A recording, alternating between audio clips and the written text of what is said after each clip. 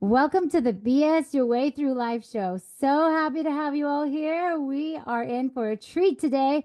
We have Robin and Michael, founders of Couples.Solutions.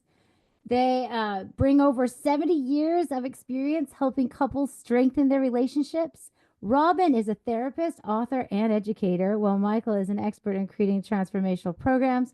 Together, they've trained professionals, led workshops, and helped countless couples overcome challenges, reconnect, and build lasting love. So, say hello, Michael and Robin.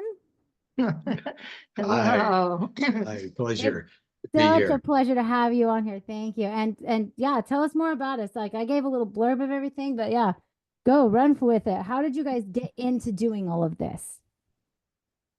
Well, I think we teach what we have to learn in life. And, we've both been through divorces in our first marriages. And, both had children from previous marriages. And, I was left with a lot of questions about what is it that how two people that love each other and care about each other and are invested in their relationship can end up, with heartache and disappointment and alienation. And I didn't have a lot of answers. But I really wanted to know and understand. So part of it was I was already a psychotherapist, but I decided to really go into focusing on couples and family relationships, partly from my own learning to understand. Experience And is the best teacher. and I realized that there was a lot that ideas I had about um, that didn't include my part of the problem. I had a lot of ideas about the other person's contribution, but didn't see a lot of what I had done to contribute to really the breakdown of that first marriage and the things I was carrying from my past that I was unconsciously replaying. So, Isn't that amazing? That's key. Like sometimes, most of the time, some things that go wrong in our marriages because we haven't resolved something that was in here, and we don't realize how much we are. What's the word? Projecting, or we're taking out on. transferring. Yeah, exactly. So it's just amazing how when things aren't resolved in here, it comes out and it can destroy relationships. That's something that could have been beautiful otherwise. I know. I had a pretty different path. When Robin and I met, I owned a surveying and engineering company. And so I had a whole different career. And she announced that she was going to go off to do 24 days of training, 3 8-day blocks in this comprehensive program on how couples could get along better. And my initial reaction was I was pretty horrified. and the reason being is I'm married to a therapist who has a lot of good ideas about how I can be a better partner.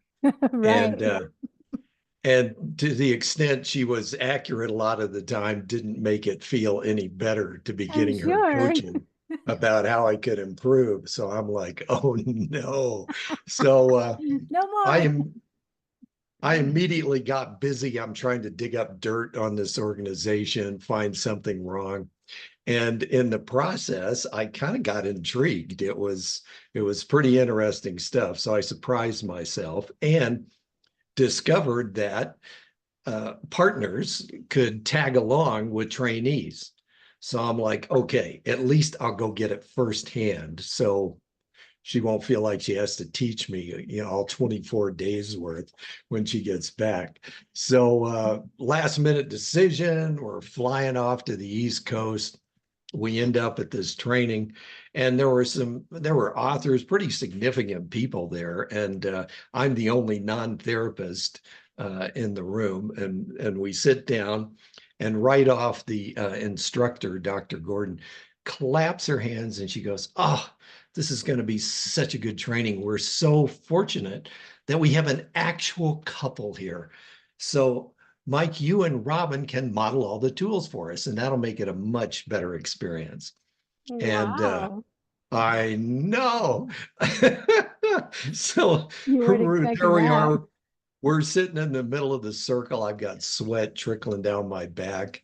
And anyway, it was as it turned out, it was a remarkable experience. And by the end of that first week, I was all in. I was amazed. Both the breakthrough in our relationship. We had really struggled around raising kids together. Blended family. Blended Oh, family, yeah, that can be really hard. different perspectives, and just struggling around that. And for the first time in that training, it wasn't that Robin necessarily agreed with me, but I felt respected for my point of view in a way that I had not before. And that just made a huge difference. So, by the time the 8 days are over, I'm like, okay, I was looking for what's next. I just sold my survey engineering company, and I'm like, okay, Wow. this thing.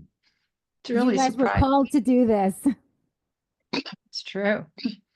And I had I got to see so much of the things that I was doing to undermine my partner, and all the ways I was, I love the way you talk about how we approach, or we have to, what did you call it? Like preface Yes. what we need to say with Yes. the right approach. So it Exactly. doesn't land like they're Yes. just like, we're just telling them they're inadequate, Yeah. and I'm like, I was so many ways of doing that, that were invisible to me, that were creating alienation. And And it's so, amazing how that happens so often. We don't even know.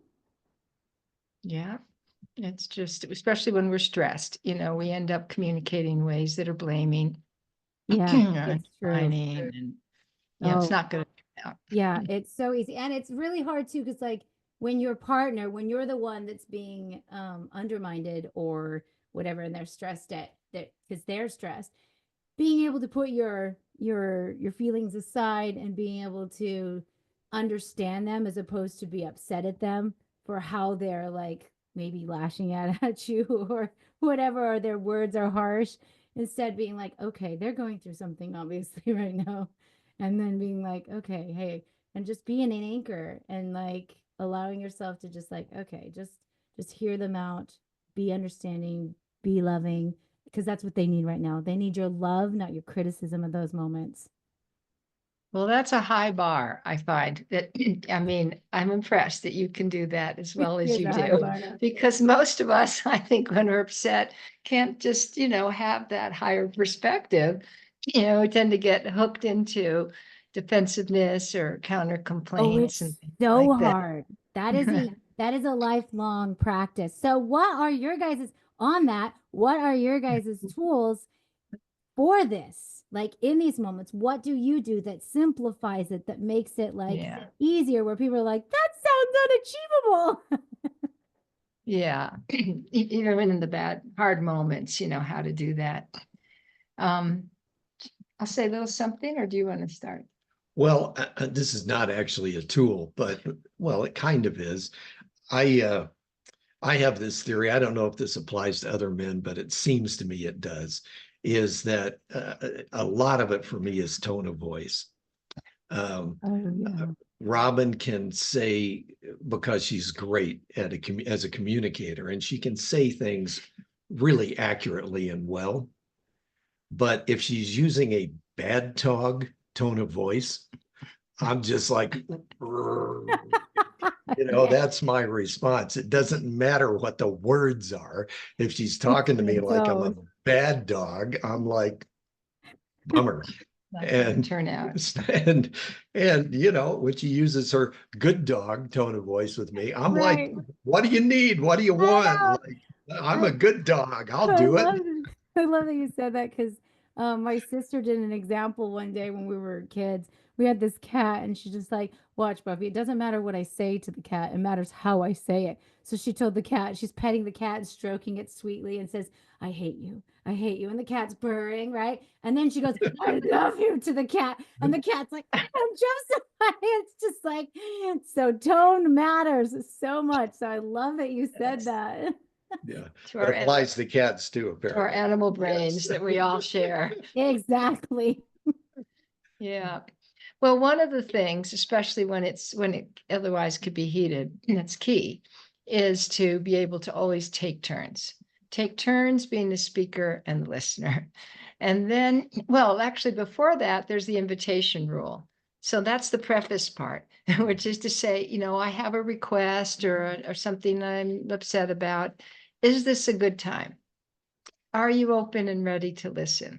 And so only by mutual agreement, because if I just come and like jump into it and it's not a good time for him, or he does the same to me, I'm going to get defensive and not respond well. Yeah.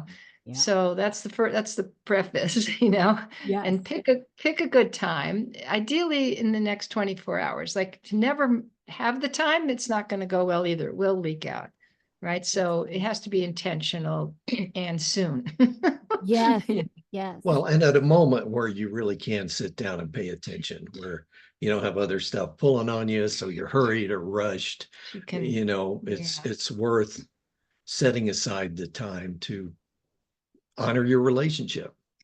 and then the listener's job, sorry, the listener's job is just to listen with the intent to learn, to listen with the intent to understand. And we need to know listening doesn't mean I agree, doesn't mean I'm giving up my power, my say, it doesn't mean any of that, just means I care, I care to understand. And we can reframe listening as a gift. Then people are much more able just to take turns, really hearing each other out. Because when both people are trying to like back and forth, nobody's listening, Oh, it's so and then, true. I like yeah. what you said, that listening doesn't mean or we're giving away our power. So that's really important, because I feel like especially some men, and then of course women, they feel on either side can feel like they're giving away their power easily. For instance, like as a mother, it's easy to, end up feeling like you only have a child's agenda and a husband's agenda, and then you don't have an agenda of your own, on the woman's side. And I'm sure men, they feel like, well, I used to be able to go do this, but now I can't do this because every time I go try to do this, my wife gets upset or whatever, whether it's to like go their recreation or their outlet or whatever, right? So like my husband, he's a surfer, and he would surf every day all day if he could, right? And so anytime he says, I want to go surfing, I 100% said, yes, please go. Because every time he comes home, he is so much a better father and a better husband, because he's been able to be himself and have that outlet.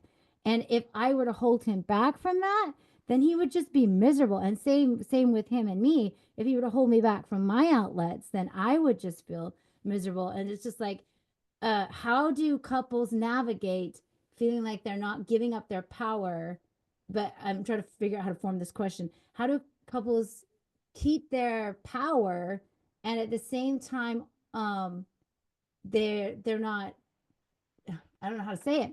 Like they, because for instance, my husband goes surfing. It's not a competition then.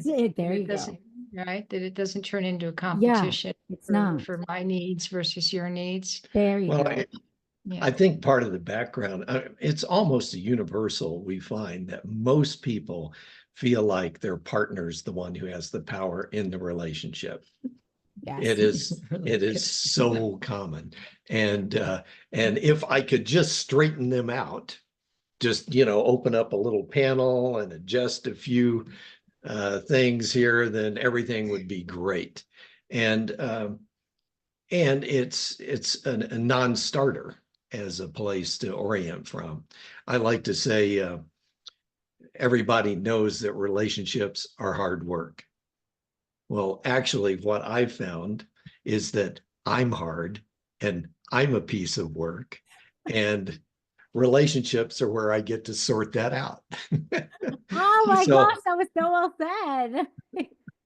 and it's all about having a growth mindset, that recognizing that intimate partnerships are the ultimate crucible for personal growth. I think, I suspect I'm not alone in this. I think most people act in ways that are more immature and untogether with their intimate partner than they would dare do with anyone else, because we're at that level of learning and growth, like trying to heal the parts of us that are least developed. And so So we get obviously, threatened by each other. Yeah. obviously, when I'm coming from that place, I'm not easy to be with. And Right. unless I can start by taking responsibility for that, as you said so eloquently yourself, then it's just a non-starter. Well, Oh. going back to the power struggle idea, and I think every couple has to goes through that phase of relationship after the romantic stage, right? When my partner's perfect and can do no wrong, right? And then there's the like day to day, like how do we combine our needs in this space? Right. So, so an example for us would be how neatly things are kept, especially in the kitchen, but in general in the house. And it's my beloved that is the most incredibly neat and organized person that you could ever meet. And I am far from that. Sounds like my Chaotic, husband and me. messy, right? And so it's easy, we're still working on this 30 years later, but we get better and better and better. But it's easy for me to get defensive and, and get frustrated about his expectations, and easy for him to get also. Well, but I should name, I had a real breakthrough on this a few years ago. But can you wait a sec? Yes, Let me finish my thought please. about power struggle. So Yes. the whole idea is if it turns into a win-lose, like if I do something that really matters to you and I didn't want to, then somehow you won and I lost and I'm giving up my autonomy or my say or my power, or I'm letting you control me. And, that mentality just leads to just power struggles, resistance. And instead to be able to see this whole bigger picture, right? Yes. That this is about our family, our home, us, right? And so what's a win-win here? What's going to make it feel like, he can be self-expressed in the kitchen, and which means he makes incredibly delicious meals. And for us, if I can just keep my crap off the counters and put things away, then the huge result and benefit for me is the delicious food and care he puts into that. And so, it's a win-win. And then I have my places behind closed doors where my chaos rules, but it doesn't impact the general living space, and then I've learned to see how much nicer it is to have a home that's more picked up, so it's a win. We have to find the win-wins where no one feels dominated or overpowered by the other, and to see how it benefits us both. That's beautiful, Robin. That was well said. Thank you. Well, and I'd just like to make a distinction here between things that we really have a difference that we have to work out, because it matters. And there's, stuff like that. But most of our differences actually don't fall into that category. And, they're just like living with another person who has different preferences and different styles, and Different values, they're gonna do personalities. they're gonna do stuff that's annoying. It's inevitable. And this was a long-term sore point. Now, in the kitchen, I've really asked her to just do it my way, and we've mostly worked that out, and she's described the benefit. However, Robin tends to leave little messes around the house in general. And just, I can tell when she's been somewhere, because there's a little pile of stuff. And and that was just a constant source of irritation to me, that I had to spend my day like picking up after Robin. And I had an epiphany a few years ago as I was doing that and feeling annoyed and thinking these irritated thoughts about her. And I just realized, wait a minute. First of all, Robin does a huge amount of stuff for us. It's not like she's not contributing. So that's the first thing. Like, Right. Reality check. Like, Robin Yeah. does a lot. And I realized, is this ever actually going to change? Like, probably not, she doesn't notice the material plane in the same way I do. So it's Right. probably not going to change. Her best effort, this is never going to be impeccable to the degree that, would be my preference. So I just said to myself, okay, how about if I just reframe this, that this is part of what I do? As part of my contribution to our lives together, I pick up after Robin. It's part of my job. Like, why not enjoy it? Why not appreciate it? Why not think about all the things I'm grateful for that she's doing while I'm picking up her stuff? Like, because probably the fact that she's not picking up the stuff means she's doing something else useful for us. So, and it just changed that, really changed that for me. So now I've just added that to my job description, and it's great. Oh my gosh, I love that, Michael. That perspective change you had, that mind shift, that is huge. That's beautiful. That was really well said. Thank you for sharing that.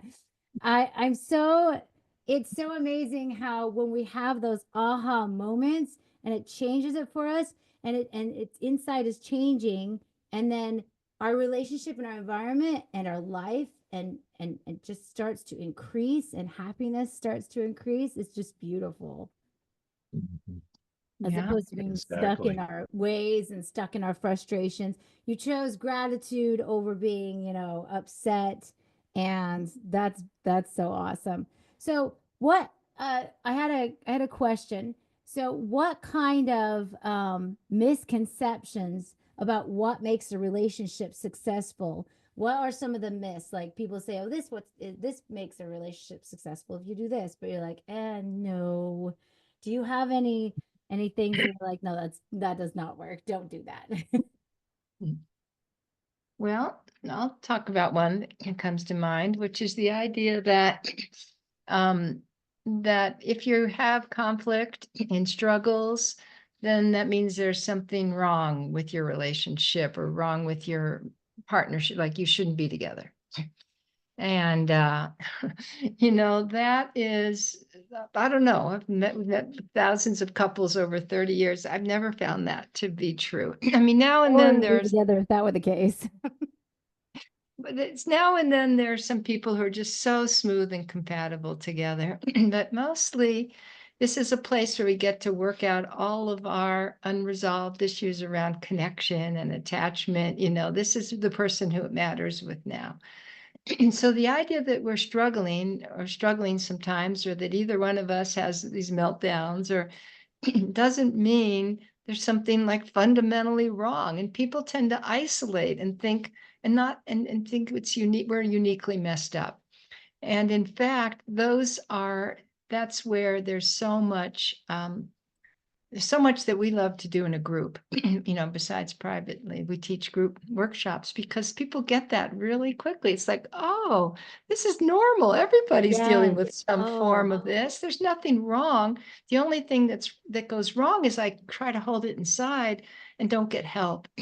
And to realize with just the right tools and support, like all these things are so much more solvable. It's just we didn't have the tools and the examples that we needed to learn that, most of us beforehand, but it's much more solvable than we expect. It doesn't take that much to turn things around into a really loving, constructive place with a few of the right tools. That would be one. exactly.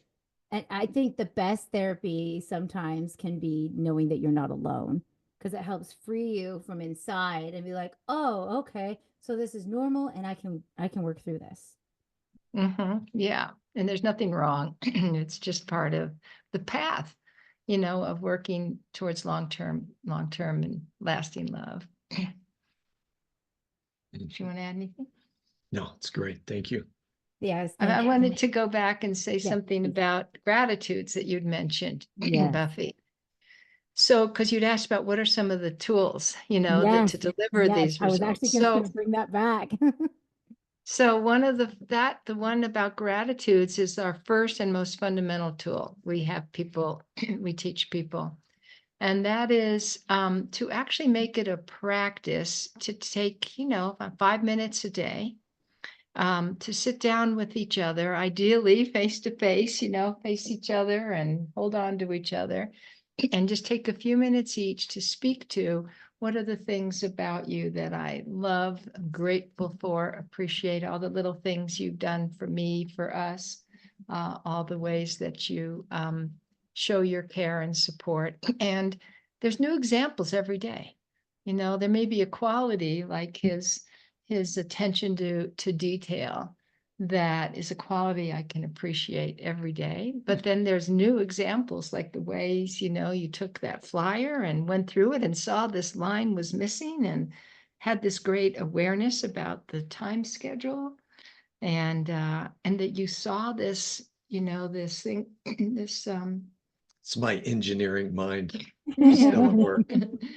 and like the amount of things you can see and track that I lose track of in a day. So I can give new examples of your maybe incredibly loving kind. But today, when you gave me that sweet kiss when you stopped in the parking lot on the way into the rec center, it just like lit up my heart that you paused to do that, and that you take your hat off so when you kiss me so the brim doesn't stick me in the face. It's like there's so many little examples. Yeah. And so, I'd say mine, he'll just listen, take it in, and then he'll offer it to me. So just a practice every day of just, a few minutes of sharing that makes a huge difference of building up that reservoir of goodwill, like you were talking about, and generosity. And the keys to making that work, it's like an exercise program. It's like emotional exercise. And so a specific time of day is important, or, you just don't remember, or you get too busy or whatever. And then being as specific as possible. So rather than speaking in generalities about, oh, Robin, I appreciate what a great grandma you are, I would say something like, wow, I noticed you put a lot of time into supporting one of our granddaughters in finishing a really important paper and really helped her with that. And it really came out well. That's a lot more powerful than the general statement. Yes. And then the final piece is, how'd that impact me that you did that generous thing? So, well, I feel so supported by you as a grandparent myself, knowing that you're there as a partner to handle this stuff. So anyway, and I just love that you like writing high school papers still.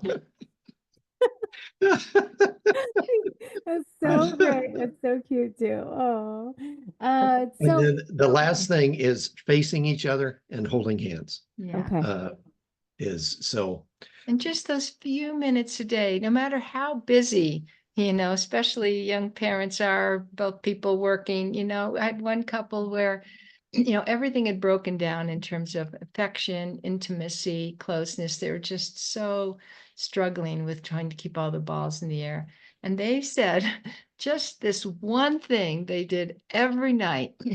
5 minutes after they got the kids to bed, they'd meet in the hallway and do this together. Oh, that's And beautiful. that changed everything for them, being able to feel important and valued and cherished, and just open things right back up again. So it's a small thing that can really pay dividends over time. So huge. It's so huge. That small I thing can really grow. I once shared a table at a train station, a crowded train station, with a stranger, and we started chatting, and he mentioned that he was engaged to be married, and found out what I did, and said, well, if you got one piece of advice for me, what is it? Mhm. And I thought for a minute, I said, well, I actually have one. This will change your life if you do this every day. And shared the gratitude practice with him. Oh, that's beautiful.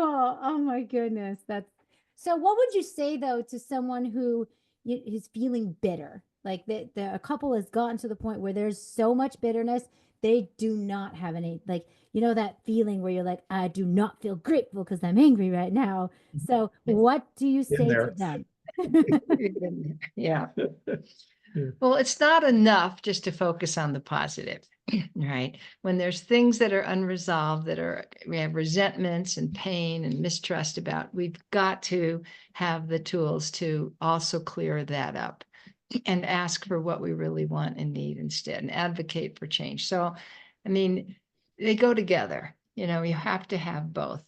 And yes, if people have the tools to be working on, and that's what we teach in our programs, when there is an upset, how to work through it fairly, how to fight fairly for the relationship, not against each other, and actually resolve it. And still, there are moments when I don't feel like hugging you or looking at you, right? I'll just suggest do it anyway, like fake it till you make it, because the thing is, our brain, what we focus on expands. That expands in our own awareness, whatever we're looking for, we'll see more of it. Yes. And so and we have this negative bias in the brain. It's going to hyper focus on the pain points. It's just going to do that because that's how we survive as species, So we need to understand there's this negative bias and this tendency to cling to that. And so it's really important to use our intention and our frontal lobes to say, okay, what's actually true here?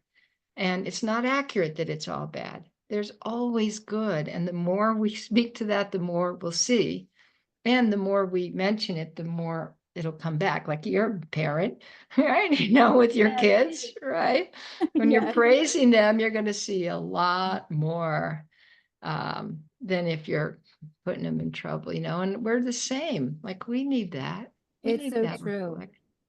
Well, and if there is a big issue that's in the way that has been lingering unresolved, or there's been a huge emotional impact, in our initial course, which we call Tools for True Love, the culmination of that is piece by piece, we develop people's skill and ability to use this tool, which has, a dozen different steps, I believe, which sounds like a lot. And that's really what most people need to break down a big, high energy problem in a way that actually works. And so it's a big commitment. It often takes 30, 40 minutes, and which means the listening partner has to be really generous to do that. But of course, the payoff is then they get heard in the same way themselves, because you take turns. And, all the listener does is just listen, repeat back what they're hearing. That's it. And what we found is that with the right conditions, nearly everybody is capable of extraordinary listening. If the conditions are right, if they have some faith it's going to turn out, they know they're not going to be put down. There's some conditions, but people can do that. On the other side of speaking in my own behalf, advocating for what I want and need, people are terrible at that. It's unbelievable how bad we are at that. Oh my gosh. And it's like, if you watch people do that, it's almost tailor designed to give offense and turn the listener off to whatever idea you have. So we really work with people on, okay, how do you frame this thing that's so important to you, where the natural response of another human, including your partner, would be to care and have some empathy. So we give them sentence stems, and that helps them say it in a way that's constructive. So like what examples? Well, so one big one is to be able to say, to break down, like if there's a complaint, to break down what I observed happen, just the facts, neutral description of, I walked into the room and you walked out and closed the door. Okay, just facts, right? And separate that from interpretation. My assumption, my interpretation is you're mad at me, or you're ignoring me, and you don't want to relate. So here's what I observed happen. Here's what I assume that means, is that you're ignoring me and you don't care about me. And then the next stem is my reaction is to to be hurt and to shut down myself and just walk away. And then the fourth stem is, what are the feelings I was having? Hurt and angry and insecure. So it breaks them down in little step by step to start to get to what our request really was. Oh, I love that. That's perfectly Yeah. said. It's called the empathy spiral. Oh my And goodness.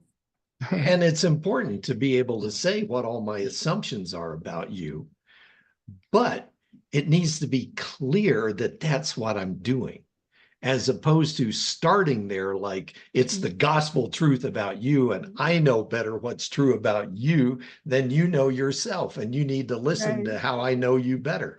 And it's a total, that's Yeah, because going otherwise nowhere. I'd come in and say, why are you ignoring me or blowing me off? And he's Right. like, what are you talking? We're off to the races. New state. Exactly. The assumption, that's not a good thing to do. Yeah. It's so easy because like just recently I had a friend and I was trying to help solve an issue with this friend, and then they text me and I was right in the middle of three different things and trying to solve their problem. So I sent them a text message, but for whatever reason, they assumed in my text message that I was trying to put them off. And I'm like, how did you even get there? I don't even know how they even got there, but apparently how I said something like triggered them to be like, oh, they're trying to avoid me. And I'm like, I'm not. I'm literally trying to solve your problem. Anyway, and so it's just like it's so easy to misconstrue everything. So to have those steps that you just described can help so much. We're able to like, okay, let's separate this. Let's just look at the logic, what's true, and then go from there and like try not to just be all explosive emotions. And by the way, text is a terrible way to communicate because there's no context and people misunderstand so much. Exactly. Yes. Well, I would name one exception. It's a great tool for sending gratitudes. It is. I would agree with that. Yeah. I gotta tell you, like my husband, the other day we had an issue with there was money or whatever, and like I was like, oh man, because I forgot about a bill that came out or whatever. So I was scrambling to like pull cash from wherever I had to pull cash from and go to the bank and do all this. And I'm just letting my husband know. And money can be for most couples a touchy topic, right? And my husband and I do pretty okay, but he's been working so hard. I know he's already stressed about money. So I'm like, and I'm worried that he's going to get stressed out about it. But instead of being stressed about it, I was stressed about his potential stress. Right. So I'm like, but then he sent me this loving message saying, thank you so much for taking care of this.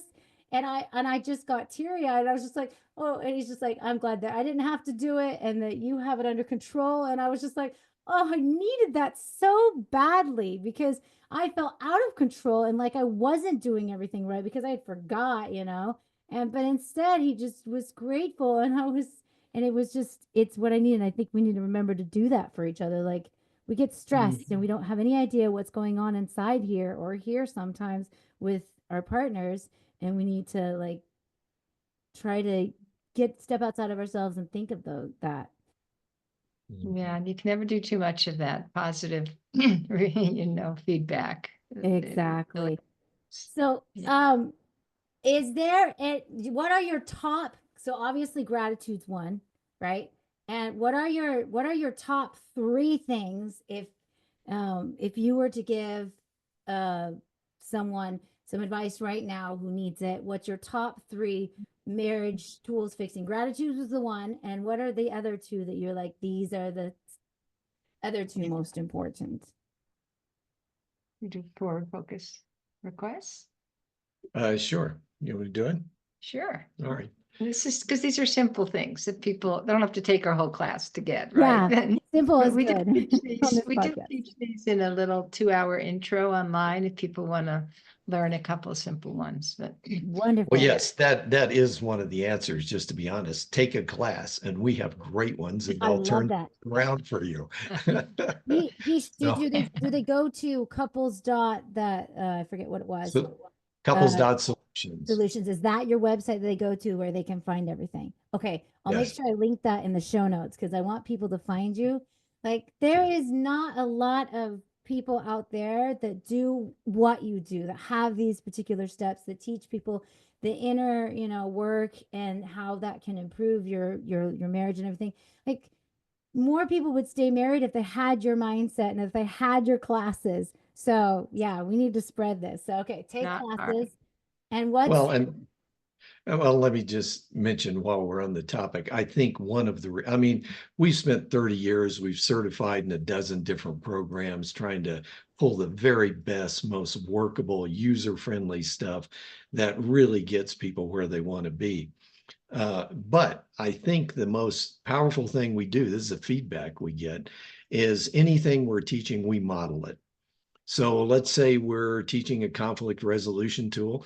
We'll pick whatever current unresolved hassle exists between us, and we'll just sort it out in front of the group. And I people, love it. and one, you can hear good ideas all day long, and under stress, they're pretty much not that helpful. Certainly not for me. I don't think for most people. With most And people, absolutely. exactly. And so, but when you can see it and you actually have a model where you see, oh, okay, I see how that feels when that happens, it makes it so much easier to do yourself because you actually believe that it could work, having seen it happen. And people consistently say, we've never actually seen a real couple have a sharp difference with each other and sort it out in a respectful way. Like, we've just never seen that happen. Our mom and dad didn't show us how to do it, and Right. our friends aren't doing it for us. No. So anyway, Yeah, and but back to the back what's to on the website, there's the introduction to true love is our 2-hour mini workshop on Zoom that people can do I online. love that. But the other tool we teach there, because it's really pretty graspable, is what we call forward focus requests and how to make positive requests in a way that will get good results. so I observe that the default mode, certainly for me, and I think for most people, if I want to change, typically what I do is I start by naming the thing that didn't work, right? To Right. contrast that with Yeah. what I do want. So this thing happened, it was a bummer, and I'd like this to happen instead. The problem with that is on the receiving end, the first thing Robin's hearing out of my mouth is bummer. You know, let's see, an example. Help me out. You give the example. Dishes. Oh, the dishes. All right, sure. So, man, I've asked you a million times to, when I'm leaving stuff for you to eat, if you could just like clean the pots and pans when you're done and put them away. And, like, why is that too much to ask? So I think that's a pretty typical way Yes. when you got a Absolutely. grievance Yeah. and you'll notice, like, so let's just say that what I'm looking for is to move us towards this place where it's just really easy for me to great food, and everything that happens in the kitchen is wonderful and nutritious, and I just want to be like supported in that. That's where I'm trying to get. But instead, everything I just said is exactly the opposite of that. It's an emotional Yes. downer of what I'm saying. It's shaming. It's about the past. It's not about the future. It's just, it's just a drag. It is. And doesn't work. So what I could say instead is, honey, I love making great food for you. And if you wouldn't mind, when you're done, just making sure the pots and pans are all washed out and put away, that would just make it even easier and more fun for me to make great food in the kitchen. Would you be willing to do that? Thanks for letting me know. That's so much better. And you notice it was all about the future. Yeah, There I was love nothing in how the you just past pointed that there. out. Future, looking to the future as opposed to, yeah, that's Now, Yeah. beautiful. now there's a caveat there. If this is some big deal that's, been emotionally intense or it's really important, obviously you have to talk about what didn't work. We're Yes. not suggesting this is the solution to all differences, but I Most don't of know, them. 90% of the things I ask of Robin they're just little stuff where I'm just Right. looking for a tweak. It's And I true. really, and there's no reason to, start it with a bummer. Yeah, agreed. Yeah, it's so easy to start everything with a bummer, especially when you're already frustrated. You're just like, "Oh, why do you keep moving that? Why is that over here now and not over there?" Right. It starts with a Beautiful. question instead of a request. I actually, I came across this in a business training, this idea. And so I was all excited and I came back and went, Robin, let's do this. Let's spend a month and try and really nail this. And the fun part was then we proceeded to get into fights about whether or not what we had asked was actually future focused or not, which of course is an entirely backwards approach to Yeah. being focused. So anyway, it's always a work in progress. But the point is, you make the effort. It's imperfect, but things do improve And it Yeah. doesn't mean they're automatically going to agree, but the asking for it is not a problem. Then, itself. Not a problem that I Yes. even asked. for what I Yeah. want. Yeah, it creates more connection. Wow. You guys are So just a those are pool two. of wisdom. What was that? I said, you guys are a pool of wisdom. Well, it's well harder and We need the like school of 3 hard hours knocks on this working thing. with you. We have a lot of differences. Maybe most couples feel that way. But our kids have told us if two people as different as you can make a life together, there's hope for anybody. That's right. So, we got to wrap up soon, but I really wanted to ask a little more detail about, I think it was the on in your bio, the Paris tactic or whatever that was. What's that? Tell us about that, would That you? was the first program we did that he described, that, Okay. 24-day program, pairs. And Okay. it was the first course, the most comprehensive course on emotional literacy. Okay. This is back 30 years ago. We were part of kind of the pioneer teachers for that. And that was taught as a semester-long program in emotional literacy. And we taught that for 10 years or so that way. And it's a really intensive. And that was 30 years Help ago. revise the curriculum Yeah. on it. And then we wanted to make so many changes because we're learning so much new stuff that we had to just spin off our own brand so we could.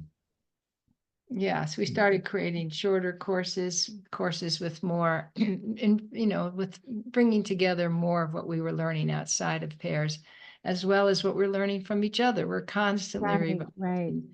revising our programs. But that was a beautiful period when people had couples like parents and young kids could figure out how to spend one weekend away for 8 months. I mean, that was a lot. People don't have that time and Yeah. energy anymore. It's just, it's a different world and a lot of stress for couples. Yeah. I'd love to. Can I just add a little note about Oh, why please. this is such a challenge and the hope that I see in it? Um, a number of years ago, social scientist at Northwestern, Eli Finkel, did some research that he wrote up in a book called The All or Nothing Marriage. And short version is he looked at the history of marriage in the United States. And at the beginning, most people were farmers. And, if you looked at a man, you wanted to make sure he had broad shoulders. And if you looked at a woman, you want to make sure she had strong hips. And, like, can you Right. do the job of surviving, Yes. on a farm? And that's what people were thinking about when they looked for partners.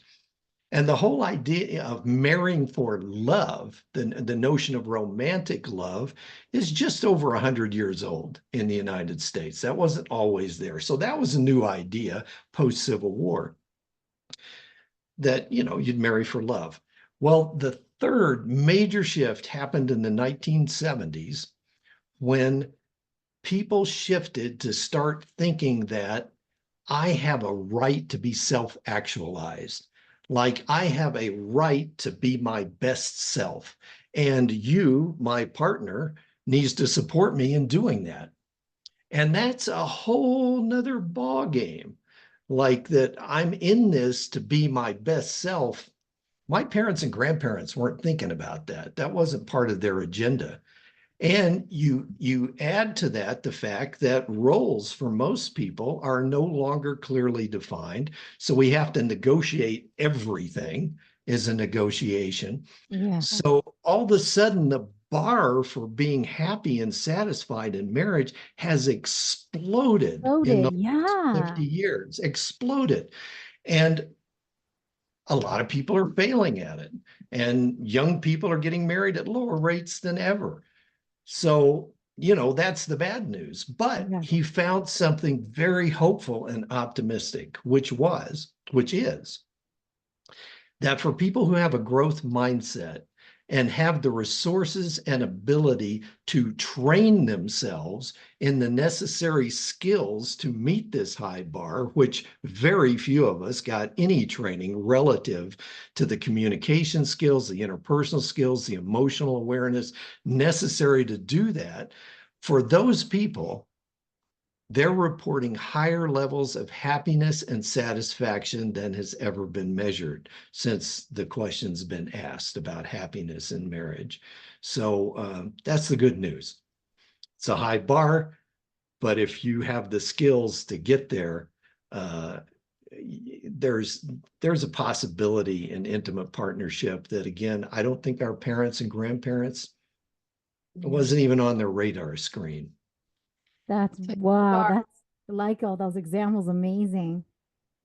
And obviously, you are one, force for the good in that respect. You are a Thank person you. doing that in your own life, in your own marriage, and then helping to share that perspective with others that, Yes, we can, there are ways to make it so much more fulfilling. there really, really is. And it's And for amazing. parents, how great to be able to model that for their children. Yes. Oh, that's so important. Because if we Yeah. can model that for our kids, then our kids can know that happy marriages are not as hard as the world makes it think. And it's amazing too, like, when you said, when you were talking about like the bar was raised so high, it made me think when I was in Young Women's, we the in my church, we'd go to Young Women's, that's the ages between 12 and 18. And we'd sit there in class, and sometimes our classes were on, marriage and finding a good man to marry and the qualities he should have. And they'd do this activity where they'd give us a paper and a pen, and we'd write out all the qualities we wanted in our spouse, right? So I had this list, all this petty stuff on there, right? Like dark hair, beautiful eyes, this tall, like all these stupid details, just like, things were on there like, oh yeah, he loves the Lord, and whatever. It's just like, just this list was so dumb. And of course, back then I didn't think it was dumb. I thought it was a great list, and that, needed to check all those boxes. But then when I got to be an adult and I ended up dating someone who was not a good person, and we ended up getting engaged, and then happily I got out of that before, it ever occurred. Yeah, right. That deserves an applause. And then as soon as I got out of it, I went to my little trunk thing where I had that paper in there, and I took that out and I looked at that stupid list, and I tore it up, and I'm like, we're writing down a new list, and it had 4 things on it. Loves God more than me, because I know if he does that, then I'm going to be taken care of and loved, and that he has a sense of humor, and that he appreciates me, all the things that I love to do, and appreciates me for who I am. And that's all that really mattered. Like nothing else really mattered. I was just like the Lord, So all that. how'd you do? How'd you do? I scored. And it's Yay. funny. Do you know what's funny? He actually has black hair. That was not planned. But yeah, so and yeah, he's the best thing on this planet, and he's so good. But it's because I decided I focused on what really mattered. And when I started doing that, then I found what mattered and I got Golden. That's literally his Wow. first name too. His name's Golden. So yeah. Really? Yeah. He Oh, doesn't go by his first name though. He goes by his middle name. He's building. So Oh, yeah. congratulations. Thank And you. and just thanks again for, taking the initiative to make a difference for other people in Mhm. this area. Just really, really appreciate what you do. yeah. Thank you. And I'm so grateful to have you guys on here. I hope to have you on again. It's been such a joy to have you on my podcast. And I know my listeners are going to gain so much from all your wisdom. So, yes, if there's any other links you want me, that you want them to be able to click and be sent to, then, yeah, give those to me. I'll put them all in my show notes so that they can find Right. you really easily. Thank you. Yeah, there's a healthy relationship quiz that people might like too on our Ooh, website. I love it. Yes, quizzes are So fun. we'll People send love you that. quizzes. That's And great. there's also a very helpful training program for people whose partner do not want to do anything, Oh, and yes. in a way that you can unilaterally improve your relationship on your own. Yes.